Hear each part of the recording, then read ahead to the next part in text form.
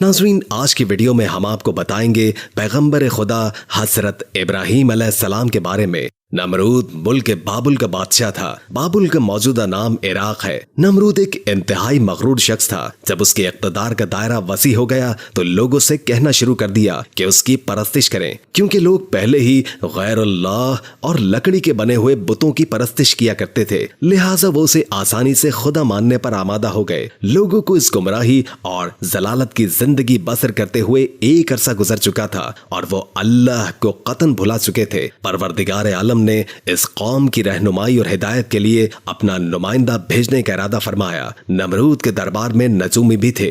एक नजूमी नमरूद के दरबार में बड़ा ऊंचा मकाम व मंजिलत रखता था और वो नमरूद के बहुत ही करीब था। एक रोज उसने नमरूद से कहा कि जान की अमान पाऊं तो एक बात अर्ज करूं। नमरूद ने कहा, अर्ज करो। नजूमी ने बताया कि आपकी सल्तनत में एक बच्चा पैदा होने वाला है। वो पुत परस्ती को खत्म कर देगा और लोगों को अपने दीन की जानिब बुलाएगा और आपकी हुकूमत खत्म कर देगा। ये सुनकर नमरूद ने अपने दरबार के दूसरे नजूमियों की तरफ देखा। सब नजूमियों ने पहले नजूमी की तायद की। नमरूद ये सुनकर दिल ही दिल में घबराया और फिर गुस्से में आकर हुक्म दिया कि औरतों और मर्दों को एक दूसरे से अलग कर दिया जाए ताकि कोई बच्चा वजूद में ना आ पाए, और हुक्म दिया कि जो भी बच्चा पैदा हो उसे कत्ल कर दिया जाए। नमरूद के मुंह से इस हुक्म का निकलना था कि बाबुल में पैदा होने वाले 1 लाख से ज्यादा बच्चे कत्ल करवा दिए गए। नादान नमरूद ये समझता था कि इन हीलों से वो अल्लाह ताला के इरादे के आगे बंद बांध सकेगा। उसी मुल्क बाबुल में एक खातून थी जिनका नाम तारीख ने नूना बताया है। नूना उस वक्त हामिला थी, लेकिन उनके हमल के आसार को अल्लाह ने छुपा दिया। जब उस बच्चे की पैदाइश का वक्त आया तो वो नमरूद के कारिंदों के खौफ के मारे शहर से बाहर चली गई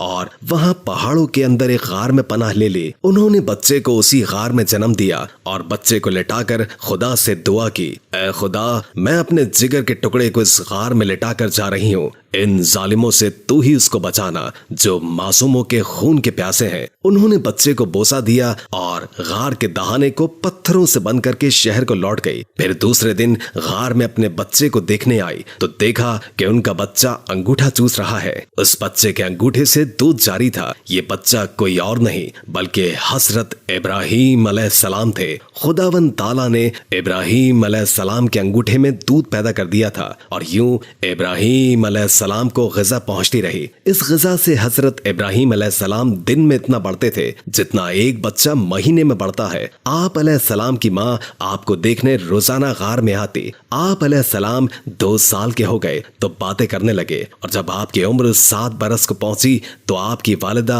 आपको बड़ी बड़ी बातें और अखलाक सिखाने लगी। कमजोरों की मदद करने का सलीका सिखाती और अल्लाह के पैगंबरों के किस्से सुनाती। मगर उन्हें क्या मालूम था कि वो जिस बच्चे की तालीम और तरबियत में लगी हुई है वो खुद पैगंबर है। आप अलैहिस्सलाम ने अपनी जिंदगी के 13 साल इसी गार में गुजारे। उन्होंने एक दिन अपनी माँ से कहा, माँ, मुझे भी अपने साथ शहर में ले चले। माँ ने जवाब दिया, बेटा, शहर में तुम्हारे लिए खतरा है। इसलिए हजरत इब्राहीम अलैहिस्सलाम रात को गार से निकलकर शहर में दाखिल हो गए। हजरत इब्राहीम अलैहिस्सलाम का एक चचा था जिसका नाम आज़र था। यहाँ पर एक नुक्ते की वजाहत करते हैं कि तौरात में आज़र को हजरत इब्राहीम अलैहिस्सलाम का चचा कहा गया है, जबकि उनके वालिद का नाम तारिख बताया है, जबकि कुरान मजीद में इनके वालिद का नाम आज़र कहा गया है। बहुत से उलमा का इजमा है कि आज़र इब्राहीम अलैहिस्सलाम का बाप नहीं था बल्कि उनके वालिद तारिख थे और वो मुसलमान थे। अरबाब नसब का इसी पर इत्तेफाक है कि हजरत इब्राहीम अलैहिस्सलाम के वालिद तारिख थे। लिहाजा कुरान मजीद और अक्सर अहदीस में जो आज़र को बाप कहा गया है वो मजाज के तौर पर है, क्योंकि वो हजरत का चचा था और अरब में ये रिवाज था कि चचा को बाप कहते हैं। या ये भी हो सकता है कि आपका चचा ही रहा हो और तारिख की वफात के बाद आपकी वालिदा से अक़द किया हो और आपकी तरबियत की हो, इसी लिहाज से आपको इसका बाप कहा गया है। आज़र पत्थर, लकड़ी और मट्टी के बुत बनाता, उनको खुद पूछता और लोगों के हाथों में फरोख्त किया करता था। इसी तरह उसका कारोबार बहुत फैला हुआ था। आज़र के बेटे भी बुत फरोशी किया करते थे। हजरत इब्राहीम अलैहिस्सलाम गार से निकलकर शहर में गए और अपने चचा के पास पहुंचे तो आज़र ने हजरत इब्राहीम अलैहिस्सलाम को भी अपने बेटों के साथ बुत बेचने के लिए भेज दिया। हजरत इब्राहीम अलैहिस्सलाम ने बुतों के गले में रस्सी बांधी और उन्हें जमीन पर घसीटते हुए ले गए। जिससे वो मट्टी, कीचड़ और कूड़े करकट में आलूदा हो गए। फिर आवाज लगाई, ऐ लोगो आओ और मुझसे वो बुत खरीदो जो बेजान है और कोई नफा या नुकसान नहीं पहुंचा सकते। बुतों के साथ हजरत इब्राहीम अलैहिस्सलाम का यह सलूक बुत परस्तों की नजर में बेहद तौहीन आमेज था। फिर नौबत यहाँ तक आन पहुंची कि आज़र ने हजरत इब्राहीम अलैहिस्सलाम को इस बारे में नसीहत की। एक दिन हजरत इब्राहीम अलैहिस्सलाम ने अपने चचा से पूछा, चचा जान, आप लकड़ी, पत्थर और मट्टी के बुत बनाते हैं जो ना बोल सकते हैं, ना सुन सकते हैं और ना ही आपको नफा दे सकते हैं और ना ही कोई नुकसान पहुंचा सकते हैं। आज़र ने चौंक कर पूछा कि क्या तुम हमारे खुदाओं के मुखालिफ हो? आइंदा इस तरह की बात जुबान पर न लाना वरना तुम्हें सजा होगी। इसके बाद हजरत इब्राहीम अलैहिस्सलाम लोगों से मुखातिब हुए और कहा, परस्तिश और सजदे के लायक न नमरूद है और न ये बुत है। लायक इबादत सिर्फ अल्लाह ताला की जात है जिसने सारी दुनिया को पैदा फरमाया है और वही उसका मालिक है। हजरत इब्राहीम अलैहिस्सलाम का नाम और पैगाम बड़ी तेजी के साथ फैलने लगा। लोग इनकी बात को गौर से सुनने लगे। जब इनकी शोहरत नमरूद तक पहुंची तो उसने अपने दरबार के लोगों से पूछा, ये कौन नौजवान है जिसने एक हंगामा खड़ा कर दिया है? दरबारी बोले, इसका नाम इब्राहीम है जो आज़र के घर में जवान हुआ है। नमरूद ने हुक्म दिया कि इसे फौरन मेरे सामने पेश कर दिया जाए। नमरूद के भेजे हुए लोग हजरत इब्राहीम अलैहिस्सलाम के पास आए और उन्हें नमरूद का पैगाम पहुंचाया। हजरत इब्राहीम नमरूद के पास पहुंचे। नमरूद ने पूछा, नौजवान, तुम जिस खुदा की बात करते हो वो कौन है? हजरत इब्राहीम अलैहिस्सलाम ने जवाब दिया, मेरा खुदा वो है जो लोगों की जिंदगी और मौत देने की कुदरत रखता है। नमरूद ने कहा, ये तो मैं भी कर सकता हूँ। और उसने एक ऐसे मुजरिम को आजाद कर दिया जिसे मौत की सजा का हुक्म सुनाया जा चुका था और एक ऐसे आदमी को फांसी दे दी जिसका कोई जुर्म था ही नहीं। फिर कहने लगा, अब बोलो, मेरे खुदा होने पर तुम्हें क्या शक है? मैं भी तो जब चाहूं जिसे चाहूं जिंदगी बख्श दूं और जिसको चाहूं मौत दे दूं। हजरत इब्राहीम अलैहिस्सलाम ने फरमाया, अगर तू सच्चा है तो जिसको कत्ल किया है उसको जिंदा करके दिखा। फरमाया, मेरा खुदा सूरज को मशरिक से निकालता है और मगरिब में गुरूब करता है, तू इसे मगरिब से निकाल कर दिखा। नमरूद से सवाल का कोई जवाब न बन पड़ा और वो शर्मिंदा हो गया। इस पर हजरत इब्राहीम अलैहिस्सलाम की वालिदा ने नमरूद से कहा, बादशाह सलामत, मुझे इजाजत दीजिए कि मैं इब्राहीम को अपने साथ ले जाऊं क्योंकि ये अभी ना समझ है। आज़र बोला, बादशाह सलामत, आप इब्राहीम अलैहिस्सलाम को घर जाने की इजाजत दे दें। मैं इसे आपकी और बुतों की तौहीन से बाज रखने की जमानत देता हूँ। नमरूद ने कहा, मैं तुम्हारी खातिर इब्राहीम को मुआफ करता हूँ, लेकिन अगर आइंदा इसने कोई हंगामा खड़ा कर दिया तो मैं इसे जिंदा जला दूंगा। हजरत इब्राहीम इस वाक़े के बाद भी अपने मिशन से बाज ना आए और एक दिन उन्होंने आज़र से कहा, ये बुत क्या है जिनको आप खुद बनाते हैं, खुद पूछते हैं और खुद ही इनको खुदा मानते हैं? आज़र ये बात सुनते ही बिगड़ गया और उसने कहा, इब्राहीम, फौरन मेरे घर से निकल जाओ, मैं तुम्हारी शोखी मजीद बर्दाश्त नहीं कर सकता। हजरत इब्राहीम अलैहिस्सलाम ये कहते हुए घर से निकले। चचा जान, आप नहीं मानते तो मैं जाता हूँ, मगर अपने मिशन से बाज नहीं आऊंगा क्योंकि मैं अल्लाह से डरता हूँ, इन बुतों या नमरूद से नहीं डरता। हजरत इब्राहीम अलैहिस्सलाम ने अपने चचा के घर से अलग कोई इंतजाम कर लिया और वहां से चले गए, मगर अपने कौल के मुताबिक एक अल्लाह की बंदगी की दावत देते रहे और बुतों की खुदाई का इनकार करते रहे। मुल्क बाबुल के लोग हर साल एक ईद मनाया करते थे और इस दिन वो कुछ खुसूसी मरासिम अंजाम दिया करते थे। चुनाचे वो सारा दिन शहर से बाहर गुजारते थे। इब्राहीम अलैहिस्सलाम ने लोगों के साथ ईदगाह जाने से इनकार किया और उज़र पेश किया कि वो बीमार हैं। वो लोग आपको छोड़कर चले गए। बाद में इब्राहीम अलैहिस्सलाम उनके पास गए और देखा कि उनके सामने खाना पड़ा है। चूंकि सब लोग खाना लाए थे इसलिए ये खाना बहुत ज्यादा था, लेकिन इन झूठे माबूदों ने उसे खाना तो दरकनार उसे छुआ तक नहीं था। इब्राहीम अलैहिस्सलाम ने उन्हें मुखातिब करके कहा, ये इतना खाना तुम्हारे सामने पड़ा है, तुम इसको खाते क्यों नहीं? तुम्हें क्या हो गया है कि बात तक नहीं करते? फिर पूरी कुव्वत से दाएं हाथ से कुल्हाड़ा मारकर उनके टुकड़े टुकड़े कर दिए, लेकिन बड़े बुत को छोड़ दिया ताकि सब उसी की तरफ रुजू करें। तमाम छोटे बुतों को तोड़कर कुल्हाड़ा उस बड़े बुत के कांधे पर रख दिया। मुशरिकीन मेले से लौटे तो देखा कि उनके सारे माबूद औंधे मुंह टूटे फूटे पड़े हैं। उनके तमाम माबूदों को तोड़ दिया गया था। वो हैरान रह गए कि ये कैसे हो गया, ये किसने किया? کہنے لگے کہ یہ کام کسی ظالم کا ہے، اس نے ہمارے معبودوں کی توہین کی ہے۔ اس وقت ان لوگوں نے حضرت ابراہیم علیہ السلام کا وہ کلام سنا تھا، انہیں ان کا خیال آ گیا۔ وہ کہنے لگے وہ نوجوان جس کا نام ابراہیم ہے، اسے ہم نے اپنے بتوں کی مذمت کرتے ہوئے سنا ہے۔ اللہ کی قدرت کہ ابراہیم علیہ السلام کا جو مقصد تھا وہ خود بخود پورا ہو رہا تھا۔ قوم کے لوگ مشورہ کر رہے تھے کہ سب کو جمع کرو اور اسے بلاؤ اور پھر اسے سزا دو۔ چنانچہ تمام اہل باطل چھوٹے بڑے سب جمع ہو گئے، کارروائی شروع ہو گئی۔ کہنے لگے ابراہیم ہمارے معبودوں کے ساتھ لغو حرکت تم نے کی ہے۔ ابراہیم علیہ السلام نے جواب دیا یہ کام تو اس بڑے بت کا ہے، مجھ سے کیوں پوچھتے ہو؟ تم اپنے معبودوں سے کیوں نہیں پوچھتے کہ ان کے ٹکڑے کس نے اڑائے؟ ابراہیم علیہ السلام کا جواب سن کر وہ سب سوچ میں پڑ گئے، پھر کہنے لگے کہ ہم نے بڑی غلطی کی، اپنے معبودوں کے پاس کسی کو حفاظت کے لیے نہیں چھوڑا۔ کس قدر واضح بات محسوس کر کے بھی وہ ظالم ایمان نہ لائے، بلکہ شیطان نے ان کے دلوں میں وسوسہ ڈالا اور انہوں نے غور و فکر کر کے کہا اے ابراہیم کیا تمہیں علم نہیں کہ یہ تو بے زبان ہے، بول بھی نہیں سکتے؟ اب ابراہیم علیہ السلام نے فرمایا تب پھر تم اللہ کے سوا اس چیز کی عبادت کرتے ہو جو تمہیں کچھ بھی نفع نہ دے سکے اور نہ نقصان پہنچا سکے۔ تعجب ہے تم پر بھی اور ان پر بھی جنہیں تم اللہ کے سوا پکارتے ہو، کیا تم میں بالکل عقل نہیں؟ اس طرح حضرت ابراہیم علیہ السلام نے ان پر حقیقت خوب اچھی طرح واضح کر دی۔ پھر ان سے فرمایا تم ان کی پوجا کرتے ہو جن کو تم خود تراشتے ہو، یعنی ان کا تو یہ حال ہے کہ تم نے خود ان کو اپنے ہاتھوں سے تراشا اور ان کی عبادت کرنے لگے، جبکہ تمہیں اور تمہاری بنائی ہوئی چیزوں کو اللہ ہی نے پیدا فرمایا ہے۔ لوگوں نے ابراہیم علیہ السلام کی باتیں بڑے غور سے سنی، پھر سوچنے لگے کہ نوجوان سچ کہتا ہے، سچ مچ مٹی، لکڑی اور پتھر کی مورتیوں میں کیا طاقت ہے۔ لیکن ایک آدمی کے دل پر آپ علیہ السلام کی باتوں کا الٹا اثر ہوا۔ وہ بولا تمہاری باتوں سے پتا چلتا ہے کہ ہمارے خداؤں کا ستیہ ناش تم ہی نے کیا ہے، اور اگر تمہیں چھوڑ دیا جائے تو آج تم نے ہمارے بتوں کو توڑا ہے، کل تم ہمارا پورا بت خانہ ہی گرا دو گے، اس لیے تم جیسے انسان کو زندہ نہیں چھوڑا جا سکتا۔ جو لوگ اس وقت موجود تھے وہ اس شخص کی باتوں کو غور سے سن رہے تھے۔ یہ شخص نمرود کا بھیجا ہوا جج تھا۔ لوگ کھڑے اس بات کا انتظار کر رہے تھے کہ دیکھیں نوجوان کے لیے کیا سزا تجویز کی جاتی ہے۔ اس سزا کو سننے کے لیے انہیں زیادہ انتظار نہ کرنا پڑے۔ جج بولا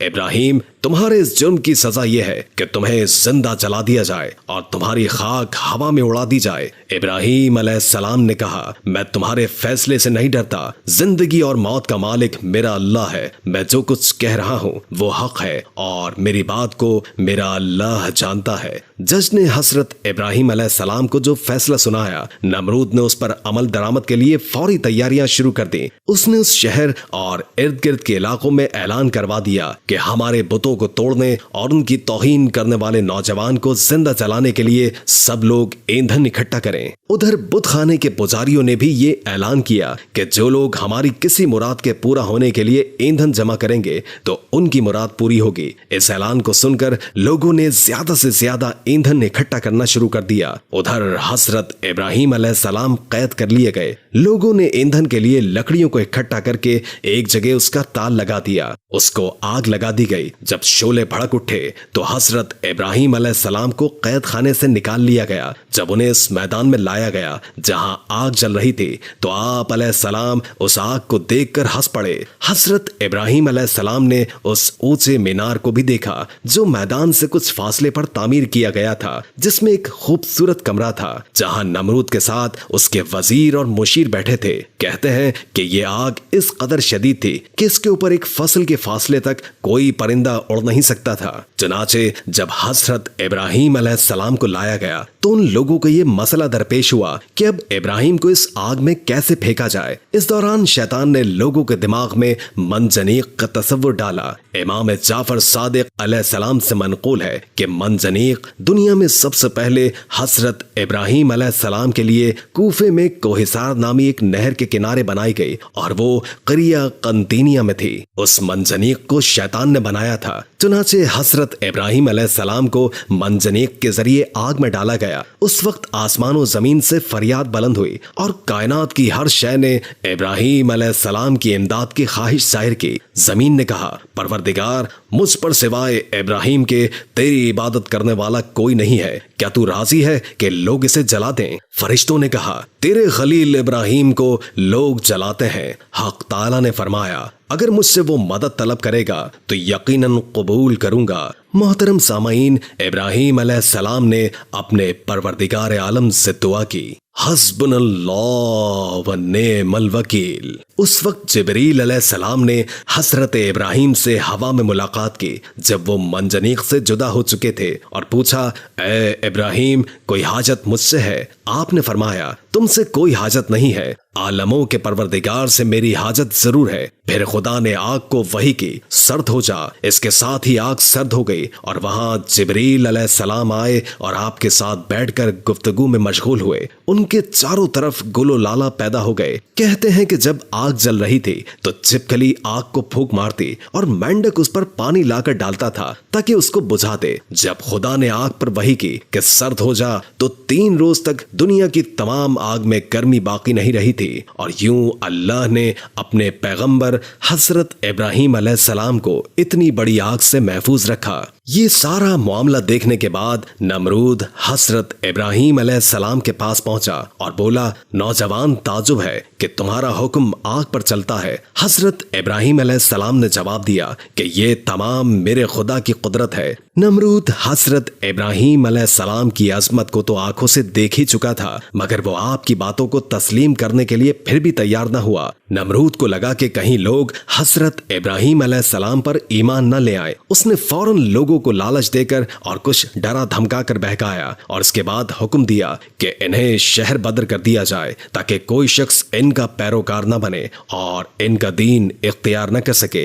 हजरत इब्राहिम अलैहिस्सलाम खुद भी नमरूदियों के साथ उनके शहर में रहने पर खुश न थे, इसीलिए वो शहर छोड़ने पर आमादा हो गए। चुनाचे उन्होंने अपनी बकरियां इकट्ठी की और उन्हें अपने साथ लेकर रवाना हो गए। चूंकि आपके साथ बहुत सी भेड़, बकरियां और दूसरा सामान भी था, इसलिए नमरूद ने हुक्म दिया कि ये सारा बाक़े सरकार जब्त कर लिया जाए। हजरत इब्राहिम अलैहिस्सलाम ने कहा कि अगर तुम मेरी भेड़, बकरियां और मेरा मालो मता लेना चाहते हो तो मैंने इस सरजमीन में अपनी जितनी उम्र सर्फ करके ये भेड़ बकरियां जमा की है, तुम मेरी वो उम्र मुझे लौटा दो और मेरा माल जब्त कर लो। जब बात बढ़ गई तो ये मुकदमा नमरूद के एक मुंसिफ के पास पहुंचा। उसने फरीकैन के बयानात सुनने के बाद फैसला हजरत इब्राहिम अलैहिस्सलाम के हक में दे दिया। तब आप अपनी बीवी सारा और भतीजे लूत के हमरा बाबुल छोड़कर चल दिए। अक्सर मौरिकीन और बाज मुफस्सिरीन ने जिक्र किया है कि आग से निजात के बाद हजरत इब्राहिम अलैहिस्सलाम ने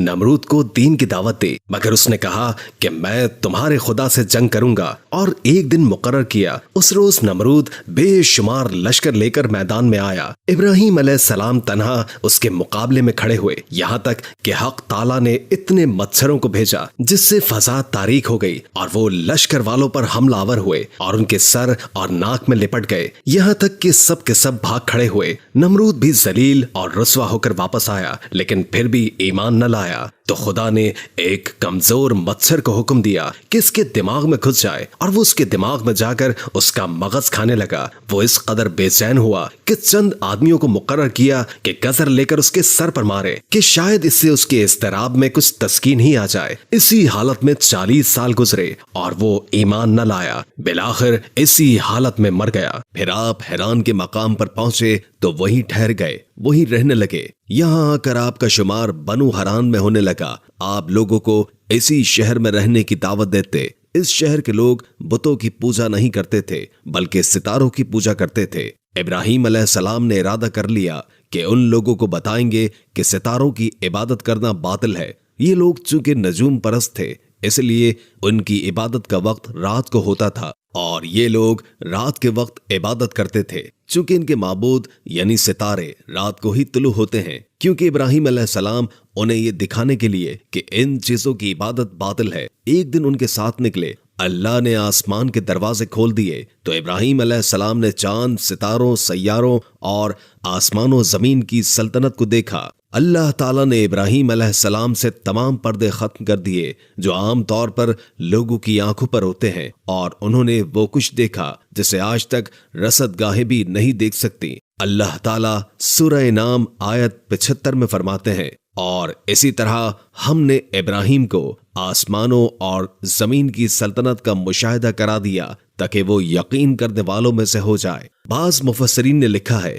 کہ یہ سب کچھ اللہ تعالیٰ نے ابراہیم علیہ السلام کو اس لیے دکھایا تھا کہ وہ ستاروں کی پرستش کرتے تھے، پھر اللہ تعالیٰ نے اپنی عبادت کی طرف ان کی رہنمائی فرمائی۔ جن مفسرین نے یہ بات لکھی تو وہ غلطی پر ہیں، کیونکہ ایک جلیل القدر رسول کے متعلق ایسا گمان کرنا کبیرہ گناہ ہے۔ آسمان اور زمین کی سلطنت اور دیگر معجزات دکھانے کے بعد اللہ تعالیٰ فرماتے ہیں، آسمان اور زمین کی پیدائش یقیناً انسان کی پیدائش سے بہت بڑا کام ہے۔ اللہ تعالیٰ ایک اور دیگر مقام پر فرماتے ہیں، آسمان اور زمین میں بہت سی نشانیاں ہیں جن سے یہ منہ موڑ کر گزر جاتے ہیں۔ ابراہیم علیہ السلام حیران شہر کے ستارہ پرستوں کو لے کر ایک رات نکلے۔ اچانک ایک ستارہ طلوع ہوا جس کی چمک دمک بہت زیادہ تھی، شکل و صورت کے لحاظ سے بھی بہت خوبصورت تھا۔ اس وقت ابراہیم علیہ السلام نے بطور مذاق کہا کہ یہ میرا رب ہے، لیکن جب وہ ستارہ کچھ دیر کے بعد چھپ گیا تو کہنے لگے یہ تو غروب ہو گیا، یہ رب کیسے ہو سکتا ہے؟ جو چھپ جائے وہ رب نہیں ہو سکتا، بس میں تو غروب ہونے والوں کو پسند نہیں کرتا۔ اگلے روز جب وہ پھر ان لوگوں کے ساتھ نکلے تو چاند کو دیکھا، یہ شکل و صورت میں ستاروں سے کہیں زیادہ خوبصورت اور روشن تھا، لیکن پھر یہ بھی غروب ہو گیا۔ تو ابراہیم علیہ السلام کہنے لگے، اگر مجھے میرے رب نے ہدایات نہ کی تو میں گمراہ لوگوں میں شامل ہو جاؤں گا۔ اے اللہ، تو کہاں ہے؟ اپنی طرف میری رہنمائی کر۔ ان باتوں سے ابراہیم علیہ السلام ان لوگوں کو غور و فکر کی دعوت دے رہے تھے تاکہ وہ غور کریں، آخر رب چھپ کیسے سکتا ہے؟ اگر چاند رب ہے اور دن کے وقت کسی کو اپنے معبود کی حاجت ہو تو کیا کرے گا؟ لہٰذا چاند کسی صورت رب نہیں ہو سکتا۔ پھر جب دن چڑھا اور سورج طلوع ہوا تو کہنے لگے کہ یہ میرا رب ہے، یہ تو سب سے بڑا ہے۔ پھر لوگوں کو مخاطب کر کے کہنے لگے، تم رات کو چھوٹے چھوٹے ستاروں کی پوجا کرتے ہو، کیوں نہ تم اتنے بڑے ایک ہی رب کی پوجا کر لو؟ لیکن جب وہ بھی غروب ہو گیا تو کہنے لگے، یقیناً میں تمہارے شرک سے بیزار ہوں، یہ معبود کیسے ہو سکتے ہیں؟ ان میں تو تبدیلی آتی رہتی ہے، کبھی طلوع ہوتے ہیں کبھی غروب ہوتے ہیں۔ یہ اس بات کی دلیل ہے کہ یہ مخلوق ہے اور ان کا خالق کوئی اور ہے جس کے حکم کے یہ تابع ہیں۔ جب یہ خود مخلوق ہے اور کسی کے تابع ہیں تو کسی کو نفع نقصان پہنچانے پر کس طرح قادر ہو سکتے ہیں؟ پھر اپنی قوم کو مخاطب کر کے کہنے لگے، میں اپنا رخ اس طرف کرتا ہوں جس نے آسمانوں کو یکسو ہو کر پیدا کیا، اور میں شرک کرنے والوں میں سے نہیں ہوں۔ اب بھی وہ اپنی بات پر اڑے رہے۔ تب آپ نے فرمایا، تم مجھ سے اللہ کے بارے میں جھگڑ رہے ہو، مجھے تو اللہ راہ دکھا چکا ہے اور اس نے مجھے دلیل عطا فرمائی ہے۔ میں یقیناً جانتا ہوں تمہارے تمام معبود بے بس اور بے طاقت ہیں۔ جاؤ، تم سے اور تمہارے ان معبودوں سے جو ہو سکے کر لو، میرے رب کی مرضی کے بغیر کچھ بھی نہیں ہو سکتا۔ میرے رب نے ہر چیز کے علم کو اپنے گھیرے میں لے رکھا ہے، پھر بھی تم نصیحت حاصل نہیں کرو گے تو میں تمہارے معبودوں سے خوف کیوں کھاؤں؟ تم اللہ سے نہیں ڈرتے، ان کو اللہ کا شریک ٹھہرا رہے ہو۔ اللہ نے اس کی کوئی دلیل نازل نہیں کی۔ اگر تم میں صحیح علم ہے تو تم ہی بتلا دو کہ ہم دونوں جماعتوں میں سے امن کا زیادہ حقدار کون ہے؟ امن انہی کے لیے ہے جو ایمان لانے کے بعد دین کو شرک سے خلط ملط نہیں کرتے۔ حقیقت میں ہدایت یافتہ وہی لوگ ہیں، یہی ہمارے وہ دلائل تھے۔ ہم نے ابراہیم علیہ السلام کو ان کی قوم کے مقابلے میں عطا کیے تھے، اور ہم جسے چاہیں مرتبے میں بڑھا دیں۔ بے شک تیرا رب بڑی حکمت والا ہے۔ ان لوگوں نے پھر بھی کفر کیا، کوئی ایمان نہیں لایا۔ چنانچہ ابراہیم علیہ السلام نے ایک بار پھر ہجرت کی اور مصر جا پہنچے۔ مصر کے بادشاہ کو خبر ملی کہ ایک شخص ہجرت کر کے آیا ہے اور اس کے ساتھ ایک عورت ہے، وہ بہت زیادہ حسین و جمیل ہے۔ چنانچہ اس ظالم نے اپنے کارندوں کو بھیجا کہ اس کو میرے پاس لے آؤ، ساتھ ہی اس سے پوچھنا کہ تمہارے ساتھ جو آدمی ہے وہ کون ہے، اگر وہ اس کا خاوند ہو تو اسے قتل کر دینا۔ ادھر بادشاہ نے اپنے کارندوں کو حکم دیا، ادھر اللہ نے ابراہیم علیہ السلام کی طرف وحی بھیج دی۔ انہوں نے سارہ علیہ السلام سے کہا، اگر وہ تجھ سے میرے بارے میں پوچھے تو تو بتا دینا کہ تم میری بہن ہو۔ پھر سارہ علیہ السلام سے بولے، اے سارا، روئے زمین پر تیرے اور میرے سوا کوئی مومن نہیں، یہ کافروں کی سرزمین ہے، یہاں کوئی مومن نہیں، اس لحاظ سے تم میری دینی بہن ہو۔ پھر بادشاہ نے ابراہیم علیہ السلام کو پیش کرنے کا حکم دیا۔ اس نے آپ سے پوچھا، یہ عورت کون ہے؟ آپ نے فرمایا، یہ میری بہن ہے۔ اسی طرح ابراہیم علیہ السلام کی زندگی میں 3 مواقع ایسے آئے کہ انہوں نے اللہ کے دین کی حمایت اور مدافعت کے لیے توریہ کیا۔ توریہ کا مطلب یہ ہے کہ واقعہ کچھ اور ہو، لیکن کوئی شخص کسی خاص مصلحت کی وجہ سے ان 2 معنی والے الفاظ کے ساتھ اس انداز میں بیان کرے کہ سننے والا اس واقعے کو نہ سمجھ سکے، بلکہ اس کا ذہن خلاف واقعہ چیز کی طرف منتقل ہو جائے۔ شریعت نے بعض مخصوص حالات میں اس کی اجازت دی ہے۔ وہ 3 مواقع جہاں حضرت ابراہیم علیہ السلام نے توریہ فرمایا، ان کی وضاحت کچھ اس طرح ہے۔ ایک یہ کہ آپ نے میلے پر نہ جانے کی غرض سے ان لوگوں سے کہا تھا کہ میں بیمار ہوں۔ دوسرے موقع پر فرمایا تھا کہ یہ کام اس بڑے سردار بت کا ہے۔ تیسرے، سارا علیہ السلام کو دینی بہن قرار دیا۔ اس ظالم بادشاہ نے سارا علیہ السلام کو اپنی تحویل میں لے لیا۔ جب سارا علیہ السلام کو معلوم ہوا کہ وہ ایک بدکار شخص ہے تو انہوں نے اللہ سے دعا کی کہ اے اللہ، تجھے معلوم ہے میں تجھ پر اور تیرے نبی پر ایمان لے آئی اور اپنے جسم کو اپنے خاوند کے سوا ہر ایک سے محفوظ رکھا ہے، لہٰذا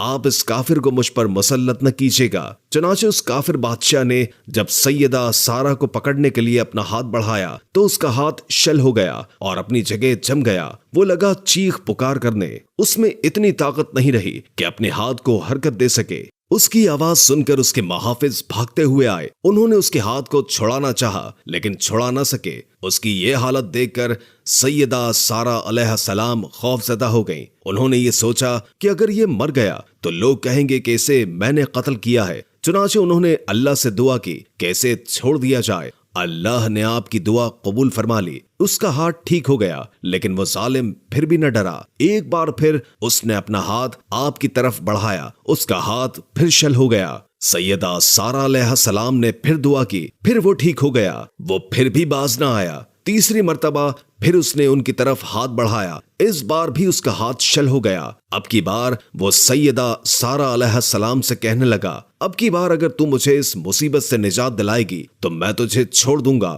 اور کبھی تیرے آڑے نہیں آؤں گا۔ سیدہ سارا علیہ السلام نے اللہ تعالیٰ سے دعا کی، وہ ٹھیک ہو گیا۔ تب اس نے اپنے کارندوں کو آواز دی اور ان سے بولا، تم میرے پاس کسی انسان کو نہیں بلکہ سرکش جن کو لائے ہو۔ پھر اس نے انہیں رہا کر دیا، عزت و اکرام سے رخصت کیا اور ان کی خدمت کے لیے اپنی بیٹی ہاجرہ کو ساتھ کر دیا۔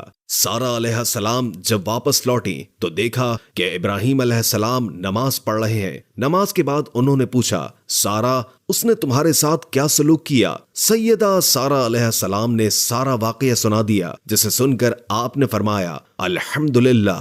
پھر بولے، اب ہم یہاں نہیں رہیں گے بلکہ واپس جائیں گے۔ چنانچہ ایک بار پھر فلسطین آ گئے، وہیں اپنی زندگی بسر کرنے لگے۔ جب آپ فلسطین میں مستقل طور پر رہائش پذیر ہوئے تو لوط علیہ السلام بھی آپ کے ساتھ تھے۔ لوط علیہ السلام آپ کے بھتیجے تھے، ان کے والد کا نام ہاران تھا۔ یہ بچپن سے ہی سیدنا ابراہیم علیہ السلام کے زیر سایہ رہے ہیں، ان کے ہاں پرورش پائی، اس لیے دین حق فوراً قبول کیا۔ جب سیدنا ابراہیم علیہ السلام نے عراق سے شام کی طرف ہجرت کی تو یہ آپ کے ساتھ تھے، وہاں سے حیران گئے تب بھی ساتھ تھے، پھر مصر کی طرف ہجرت کی تو بھی لوط علیہ السلام آپ کے ساتھ تھے۔ آخر کا جب آپ نے مصر کو خیر آباد کہا اور فلسطین آ گئے تب بھی حضرت لوط علیہ السلام آپ کے ساتھ تھے۔ اب ابراہیم علیہ السلام نے لوط علیہ السلام کو حکم دیا کہ وہ بستی سدوم کی طرف چلے جائیں، اس لیے کہ اس بستی کے لوگ کفر کی انتہائی گہرائی میں جا چکے ہیں، انہیں کفر و شرک سے نکالنے کے لیے وہاں چلے جائیں، اللہ کی طرف دعوت دیں۔ چنانچہ لوط علیہ السلام تو اس طرف نکل گئے اور ادھر فلسطین میں صرف 3 ہی مسلمان رہ گئے، ابراہیم علیہ السلام، ان کی زوجہ محترمہ سیدہ سارا علیہ السلام اور سیدہ ہاجرہ علیہ السلام وہیں رہائش پذیر رہے اور لوگوں کو مسلسل اللہ کی طرف دعوت دیتے رہے۔ یہاں یہ بے شمار مال و دولت کے مالک بھی بن گئے۔ جب ان کی عمر 85 یا 86 سال کی ہوئی تو سارا علیہ السلام نے سوچا کہ میں بانجھ ہوں، میرے خاوند بوڑھے ہیں لیکن اولاد کی تمنا ہے، تو کیوں نہ میں اپنی لونڈی ہاجرہ हदिये और तोहफे के तौर पर इब्राहीम अलैहिस्सलाम को दे दूं। चुनाचे हाजरा अलैहिस्सलाम हदिये और तोहफे के तौर पर इब्राहीम अलैहिस्सलाम को मिल गई। उन्होंने उससे शादी कर ली। अल्लाह रब्बुल इज्जत ने जल्द ही उनके बतन से आपको हजरत इस्माईल अलैहिस्सलाम अता फरमाए। हाजरा अलैहिस्सलाम के मां बनने के बाद और उनकी औलाद को देखकर सैयदा सारा अलैहिस्सलाम को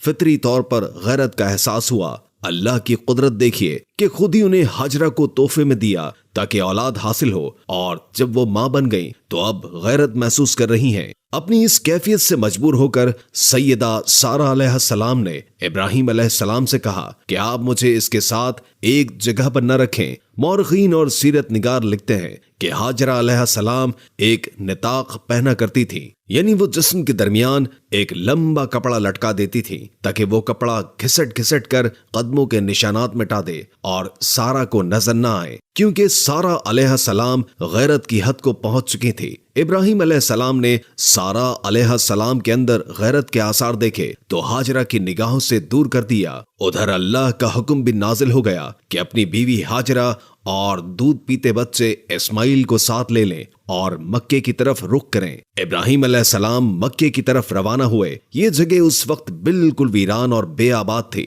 न ही कोई इंसान था, न पानी और न ही नबातात के आसार थे। गरज कोई चीज नजर नहीं आती थी, बस पहाड़ों के दरमियान एक मैदान था। यही वो मुकद्दस और तारीखी वादी थी जहां इब्राहीम अलैहिस्सलाम अपनी ज़ौजा और लख्त जिगर को छोड़कर वापस पलटे। सैयदा हाजरा अलैहिस्सलाम को बेहद हैरत हुई कि उनके खावंद उन्हें एक बेआबाद जगह तन्हा छोड़कर चल देंगे। इस पर बच्चे की जिम्मेदारियां अलग थीं। चुनाचे उन्होंने इब्राहीम अलैहिस्सलाम को आवाज दी, लेकिन उन्होंने मुड़कर भी न देखा।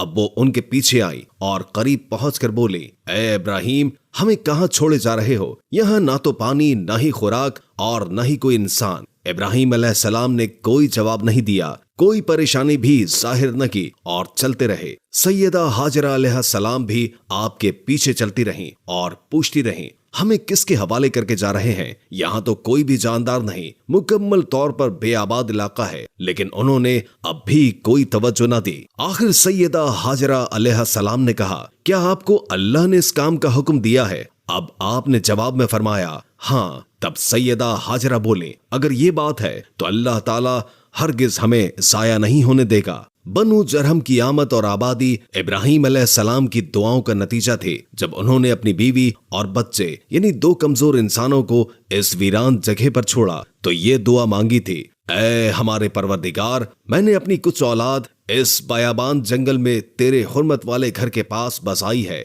यहाँ सवाल ये पैदा होता है कि क्या उस वक्त बैतुल्लाह की तामीर हो चुकी थी? दुरुस्त बात यह है कि उस वक्त खाना काबा की तामीर नहीं हुई थी। फिर सवाल ये पैदा होता है कि क्या इब्राहीम अलैहिस्सलाम के जमाने से पहले उसकी तामीर हो चुकी थी या सिर्फ जगह ही मारूफ थी? इस बारे में दो तरह की रिवायात हैं। बाज में आता है कि सिर्फ उसकी जगह मारूफ थी और बाज में है कि इब्राहीम अलैहिस्सलाम से पहले शीश अलैहिस्सलाम ने उसको तामीर किया था। फिर वो गर्दिश अय्याम के साथ साथ मुनहदिम होकर खत्म हो गया। लेकिन बहरहाल उसकी जगह मालूम थी और वही पहला घर था, जैसे कि अल्लाह ने खबर दी है।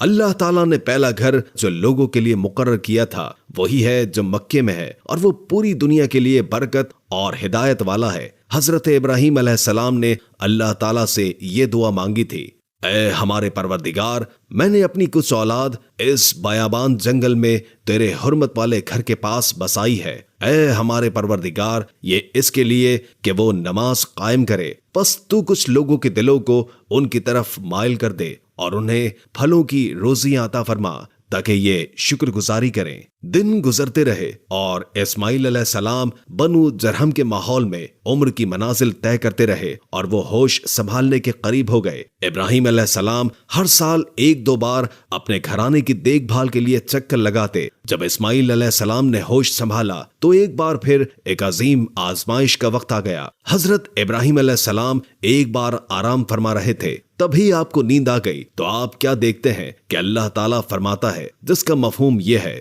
कि ए इब्राहिम, अपनी सबसे प्यारी और अजीज चीज को मेरी राह में कुर्बान करो। चुनाचे सुबह हुई तो आपने सोचा कि नबी का ख्वाब कभी गलत नहीं हो सकता, झूठा नहीं हो सकता। तो आपके पास काफी तादाद में उस वक्त ऊंट हुआ करते थे। आपने 100 ऊंटों की कुर्बानी दे दी। फिर अगली रात गैब से आवाज आई, ए इब्राहिम, अपनी सबसे कीमती चीज को कुर्बान करो। फिर आपने दूसरे दिन अपने 200 ऊंटों की कुर्बानी दे दी। फिर तीसरे दिन गैब से वही आवाज आई तो आप सोचने लगे कि मेरी सबसे प्यारी चीज तो मेरा फर्जंद है, यानी मेरा बेटा इस्माइल है। आप सोचने लगे कि अल्लाह कहीं ये तो नहीं देखना चाहता कि मैं सबसे ज्यादा अपने फर्जंद से प्यार करता हूँ या फिर अपने खालिक हकीकी से। फिर क्या था, जब ये बात आपके जहन में आई तो आपने इरादा कर लिया कि अपने अजीज को राह खुदा में कुर्बान करूंगा। फिर आपने हजरत हाजरा अलैहा सलाम से कहा, ए हाजरा, मेरे बेटे को गुस्ल कराओ, नए कपड़े पहनाओ और खुशबू लगाकर बिल्कुल उसको तैयार कर दो, दुल्हा बना दो। आज हम अपने दोस्त के घर दावत में जा रहे हैं। बीवी हाजरा खुश होकर अपने बेटे को तैयार करने लगी। फिर हजरत इब्राहिम अलैहिस्सलाम अपने बेटे को लेकर फलस्तीन से मक्के की तरफ रवाना हुए तो शैतान आया और बीबी हाजरा से कहने लगा, ए हाजरा, तुम्हें पता भी है तुम्हारे बेटे को दोस्त के यहाँ नहीं बल्कि तुम्हारे बेटे इस्माइल को मारने के लिए जा रहे हैं। तभी हजरत हाजरा ने कहा कि मैं अपने हजरत इब्राहिम को अच्छी तरह जानती हूँ, भला एक बाप अपने बेटे को क्यों मारेगा। शैतान ने कहा, इब्राहिम ने ख्वाब देखा है कि अल्लाह की तरफ से तुम्हारे बेटे को कुर्बान करने ले जा रहे हैं। तो बीबी हाजरा फख्र से कहने लगी कि शैतान, तुम पर लानत हो, अगर मेरा बेटा अल्लाह की राह में कुर्बान होने जा रहा है तो एक इस्माइल क्या, ऐसे हजारों बेटे अल्लाह की राह में कुर्बान हो जाएंगे। फिर शैतान हजरत इस्माइल अलैहिस्सलाम के पास गया और बोला, तुम्हें पता भी है कि तुम्हारे बाबा तुम्हें कहाँ ले जा रहे हैं? तुम्हें वो अल्लाह की राह में कुर्बान करने के लिए ले जा रहे हैं। हजरत इस्माइल अलैहिस्सलाम ने फरमाया, अगर मैं अल्लाह की राह में कुर्बान हो जाऊं तो इससे बड़ा खुश नसीब कौन होगा। फिर शैतान यही सवाल लेकर हजरत इब्राहिम अलैहिस्सलाम की तरफ गया और कहा, तुम अपने बेटे को क्यों कुर्बान कर रहे हो? तुम्हें पता भी है कि तुम्हारी कुर्बानी कबूल होगी या नहीं। तभी हजरत इब्राहिम अलैहिस्सलाम पत्थर उठाते हैं और शैतान को लानत कहकर वो पत्थर मारते हैं। बताया जाता है कि तभी से मक्का शरीफ में हज के दौरान शैतान को पत्थर मारा जाता है। फिर आप आगे बढ़ने लगे। फिर अपने प्यारे से फर्जंद से फरमाते हैं, क्या आपको पता है कि हम आपको अल्लाह की राह में कुर्बान करने के लिए ले जा रहे हैं? तभी हजरत इस्माइल अलैहिस्सलाम कहने लगे, बाबा, इससे बेहतर मेरे लिए क्या होगा कि मुझे अल्लाह की राह में एक अल्लाह के नबी कुर्बान करने के लिए ले जा रहे हैं। लेकिन बाबा, मेरी एक इल्तिजा है कि मेरा जब गला कटेगा तब आप देख नहीं पाएंगे, इसलिए रस्सी से मेरे हाथ और पांव दोनों अच्छी तरह बांध देना। और बाबा, मैं ये चाहूंगा कि आप अपनी आंखों पर भी पट्टी बांध लें ताकि आपको रहम ना आ जाए। बस फिर क्या था, हजरत इब्राहिम अलैहिस्सलाम ने अपने बेटे के हाथ और पैर और आंखों पर पट्टी बांध ली और अपने हाथों में छुरी लेकर आसमान की तरफ देखा और कहा, ए अल्लाह, अगर तू मुझे 1000 इस्माइल देता तो हजारों इस्माइल को तेरी राह में कुर्बान कर देता। ये कहकर गर्दन की तरफ छुरी ले जाने लगे तो अल्लाह ने फरमाया, ए जिब्रील, जा जन्नत से एक जानवर लेकर जा और इस्माइल को हटा कि इस जानवर को उसकी जगह रख दे। इब्राहिम अपने इम्तिहान में पास हो गया। जैसे ही आपने छुरी को फेरा, फेरते ही जो खून बहने लगा तो आपने अपनी आंखों से पट्टी खोली तो क्या देखते हैं कि उनका बेटा सही सलामत है और उनके साथ खड़ा है। नीचे देखा तो एक दुम्बा, जिसको हम भेड़ कहते हैं, वो हजरत इस्माइल अलैहिस्सलाम की जगह पर कुर्बान हो चुका है। हजरत इब्राहिम ने अल्लाह ताला का शुक्र अदा किया और गैब से आवाज आई, ए इब्राहिम, ये इम्तिहान ता कयामत याद रखा जाएगा और तेरी सुन्नत को ईमान वाले हर साल याद रखेंगे और अल्लाह की राह में कुर्बानी पेश करेंगे। तभी से ये सिलसिला जारी हुआ है। ईद के 70 दिन के बाद, यानी 2 महीने 10 दिन के बाद बकरा ईद मनाई जाती है। हिंदुस्तान, पाकिस्तान, बांग्लादेश और तमाम देशों में 3 दिन तक ये त्योहार मनाया जाता है, जिसमें दुम्बा, बकरा, गाय, ऊंट और हलाल जानवरों को कुर्बान किया जाता है। कुर्बानी के गोश्त के 3 हिस्से बनाए जाते हैं। पहला हिस्सा गरीबों और मसाकीन के लिए, दूसरा हिस्सा रिश्तेदारों के लिए और तीसरा हिस्सा अपने घर के लिए किया जाता है। बकरा ईद को ईद उल अज़हा भी कहा जाता है। जो लोग कुर्बानी कर रहे हैं वो लोग खास तौर पर गरीबों को जरूर तकसीम करें। अल्लाह हम सबको अमल की तौफीक अता फरमाए और हम में से जो कोई कुर्बानी कर रहा है उसकी कुर्बानी कबूल फरमाए। आमीन सुम्मा आमीन। अल्लाह हम सबको ईमान की रोशनी में लाए और हमारा खात्मा बिल ईमान करे। आमीन। वीडियो के आखिर में एक बार दुरूद शरीफ पढ़ना मत भूलिएगा। उम्मीद है कि आज की ये वीडियो आपको काफी मालूमाती लगी होगी और इससे बहुत कुछ जानने को मिला होगा। अगर वीडियो अच्छी लगे तो लाइक करके हमारे चैनल को सब्सक्राइब कर दें और कमेंट बॉक्स में कमेंट करके अपनी आरा से भी आगाह कीजिए और बेल आइकॉन को क्लिक कर दें ताकि हमारी नई आने वाली वीडियोस का आपको पता चलता रहे। अगर जिंदगी रही तो एक और वीडियो के साथ इंशाअल्लाह हाजिर होंगे। अभी हमें इजाजत दीजिए। अल्लाह हाफिज।